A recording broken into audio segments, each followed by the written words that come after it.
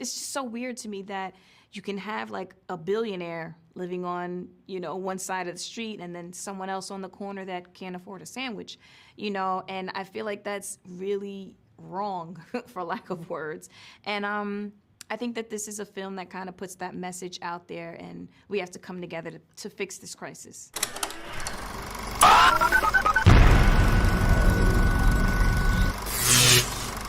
I'm Kristen Maldonado from Pop Culture Planet. I wanted to start with you, Julia. I know you wrote and directed No Address, so I'd love to hear about what personally inspired you when it came to this story. I love making projects about social issues. I come from a background of social impact filmmaking, and for me, when I hear stories that touch my heart, it always stirs me to want to do something about it. So I do a lot of volunteer work.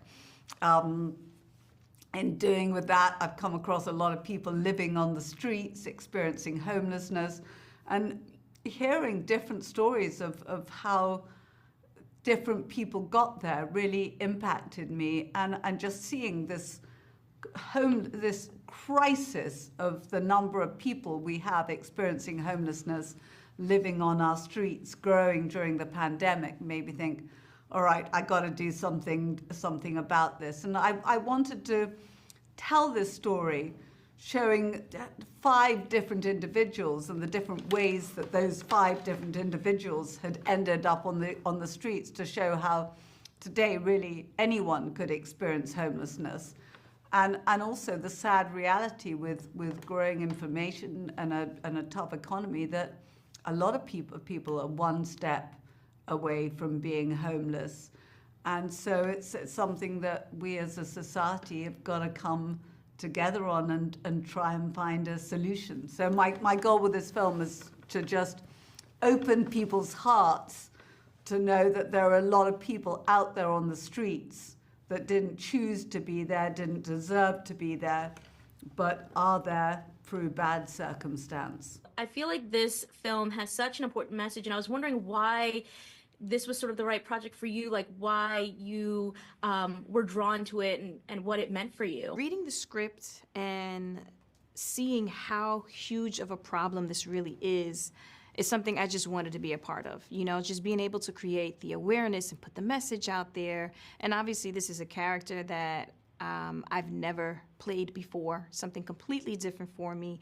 So I definitely wanted to delve in, I wanted to dive in and kind of just show, this is something that the world is going through. It's just so weird to me that you can have like a billionaire living on, one side of the street and then someone else on the corner that can't afford a sandwich, and I feel like that's really wrong, for lack of words. And I think that this is a film that kind of puts that message out there, and we have to come together to fix this crisis. Oh, absolutely. And I mean, your character is also a veteran. There's a lot of veterans that are like struggling after, being in the Army. And so I thought that was just like so important. And like you said, it's such a different role for you to portray. And I was wondering if you have any kind of like connection to that, and sort of what kind of research you did to prepare for your role. It is extremely disheartening to hear, whenever you hear like a veteran that is struggling and not being heard or considered or not being helped or not being able to utilize resources, it's just like, these people are giving up their lives and putting their lives on the line for us. And then when, they're done, they kind of just spit them out and leave. Like, it's really a mental thing, So for me, again, I think this was an opportunity to use my platform to put the message out there, you know what I mean? And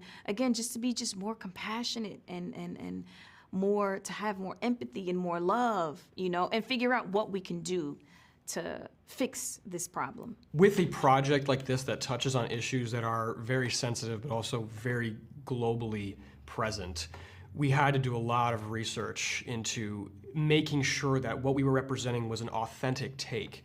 And I understood that there were differences in what I was more familiar with, which was the homelessness in Chicago, my hometown, and the largest and homeless stretch of encampments in the United States, I believe it is, in Sacramento.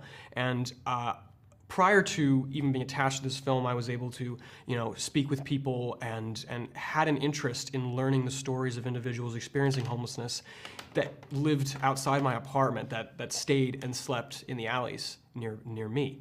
And I had a level of empathy and concern for their well-being, and when this film came along, it offered an opportunity to me to tell one of their stories.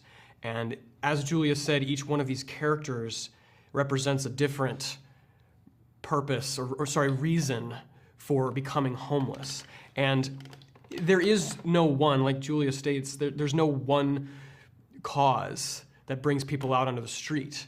It's different for everybody. So being able to speak with a myriad of different people and find out what it was that brought them to be where they are was really necessary for this film. So when we all got together, and with the help of our consultants who were very experienced in both dealing with people struggling with mental illness and drug addiction and PTSD, and then using them as a resource while we were shooting, but also they took us out, and we were able to actually visit the longest stretch of homeless encampments in the United States. And we were able to actually speak with some of those people.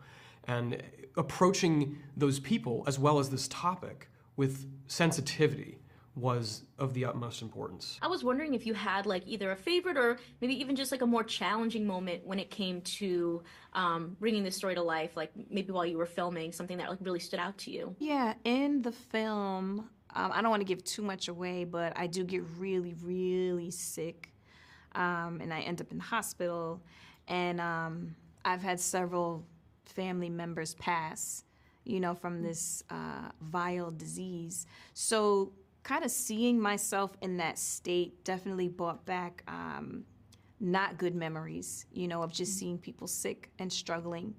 And that's painful, So again, it's about just having compassion, and having empathy and just having love, because you never know what someone is going through. Was there anything that kind of just surprised you on this journey, maybe when you were either filming or even when you guys got to actually interact with people whose stories, lived experiences you're telling? Was there anything you were just kind of wow, I really was not expecting that, or I didn't even realize that? Well, before becoming attached, I was relatively familiar with the infrastructure that's in place to take care of people, the homeless shelters that are available, the different financial resources that are available to them.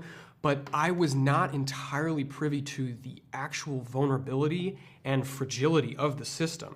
And, the root causes for those issues are, all over. You can see them within the community, you can see them in politics, but the actual bringing of awareness to the issue is what we can rely on to enact some sort of change to create a better, stable infrastructure for those people. So I was surprised by how many holes there were in our support system, in our net. I was surprised by the amount of resilience, courage, and hope that I saw, from people actually experiencing homelessness, living on the streets, and the way that they would all really help each other.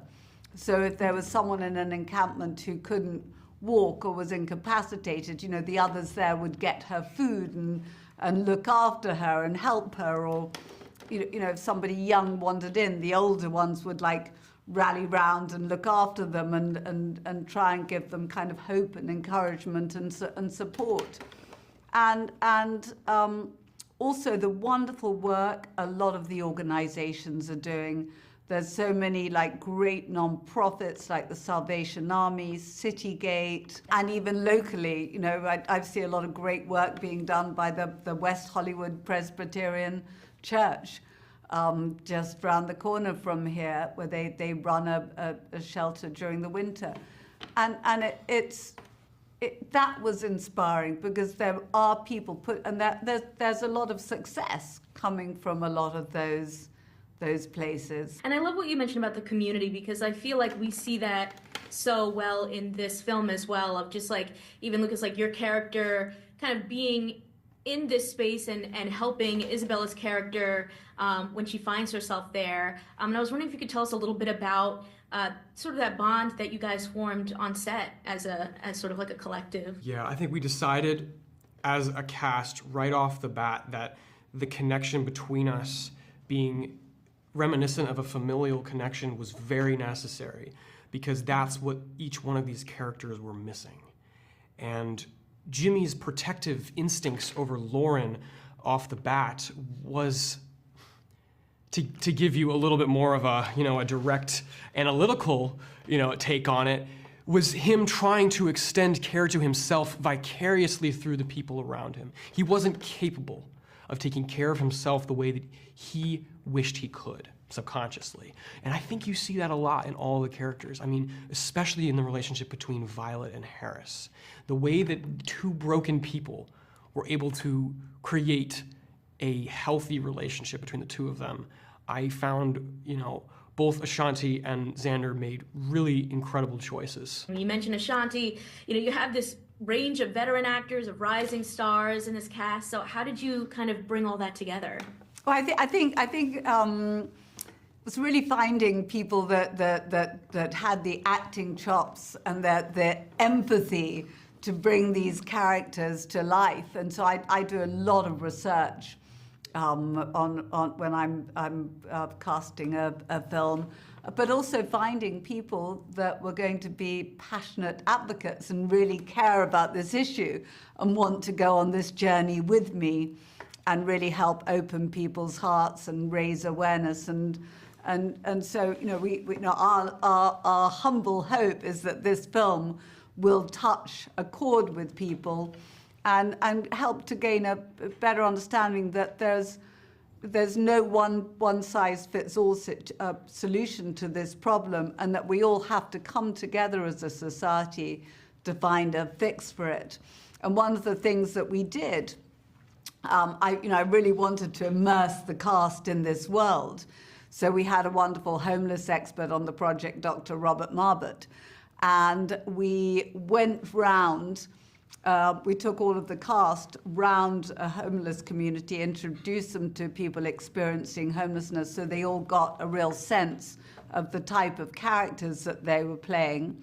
And we also made available some of the research interviews that we'd shot when we made the documentary that we made prior to the film, Americans with No Address, so they could really get a sense for the world and the type of people and how people were actually living on the streets. You have an original song on the soundtrack for No Address, Bonafide Survivor. What can you tell us about contributing a song to the soundtrack and what this meant for you? It was a really good feeling, to be able to vocalize something and kind of put the struggles into my music. I write about real life, which I've always written about real life. So it was a really cool moment to have the two kind of mesh perfectly. It just aligned, so I was excited about that. And on a little bit of a lighter note, in addition to this project that you have out, this year also marks 20 years of Coach Carter and the Muppets Wizard of Oz, which I was very excited to see. I was wondering if you have any favorite memories from that time, or how that sort of your acting has evolved since then. Oh my gosh, now this is a sign. You know how they say things happen in a line in the universe?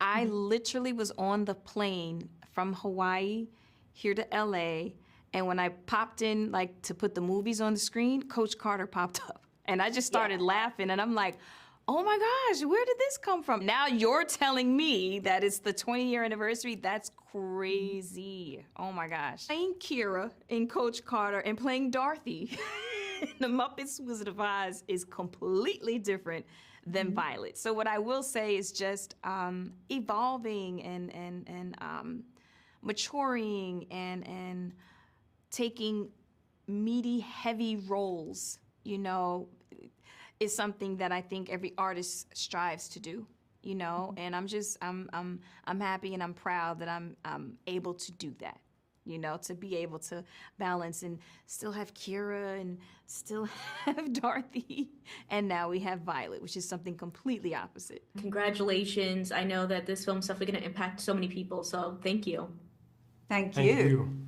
Consider subscribing if you like this video and get even more entertainment news at popcultureplanet.net. See ya!